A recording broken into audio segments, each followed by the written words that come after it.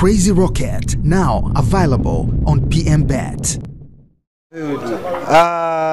Jacob Mbuya, ushiriki wenu kwenye michuano ya Sekafa Kagame mpaka hivi sasa ni kwa namna gani umeona umekuwa na mafanikio?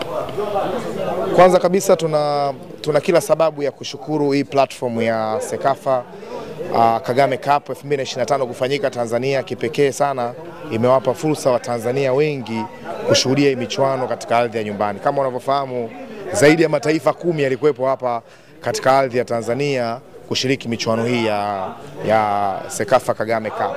Kwa hiyo uwepo wetu pia sisi kama Times FM ni nafasi pekee na adhimu ambayo tulikuwa tunaitafuta ya kuwa official radio partner katika michuano kama hii. Na ndio hivyo tumeipata na tumeitumia vyema. Kama unafahamu, tulikuwa tunatangaza michezo yote live kuanzia mchezo wa kwanza mpaka finali. Na hii ndio imetupa fursa ya sisi pia kuendelea kujitangaza kama radio pekee Tanzania ambayo inafanya michezo masaa 24. Kwa hiyo kipekee ni washukuru wa Tanzania kwa kutupokea upya.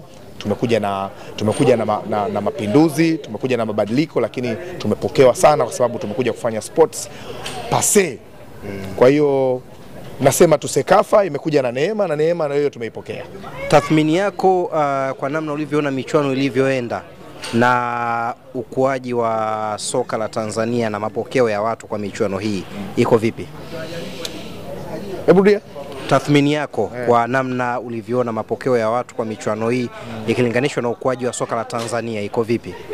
Yes, sasa hivi Tanzania katika Afrika Mashariki tunafahamika kama ni miongoni mwa nchi ambazo zinaongoza kwa kuwa na wachezaji wazuri, kulipa vizuri, kuwa na timu bora na zinafanya vizuri. Kama kigezo nikiwa ni katika michuano ya CAF, mnaona wenyewe wote mashuhuda kwamba timu zetu zile ambazo ni kubwa, Simba, Yanga, Azam, Singida, zimekuwa ndio timu ambazo zinaongoza kufanya vizuri katika michuano ya kimataifa. Kwa hiyo hicho kipekee kinatufanya kuonyesha kwamba michuano yote inastahili kufanyika hapa Tanzania. Kwa hiyo na sisi tuna kila sababu ya kujivunia kuona mpira wetu unakuwa.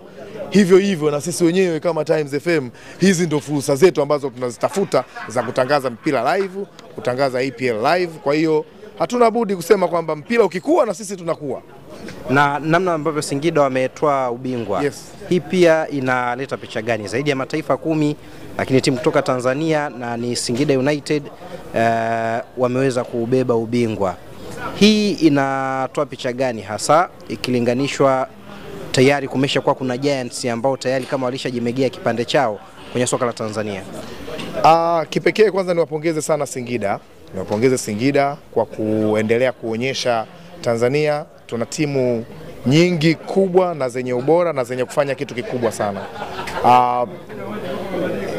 Kwa kilichotokea kwa Singida sasa, nadhani nchi nyingine zenye timu kama APR, Al Hilal zitaona kwamba kumbe Tanzania sio Simba na Yanga na Azam.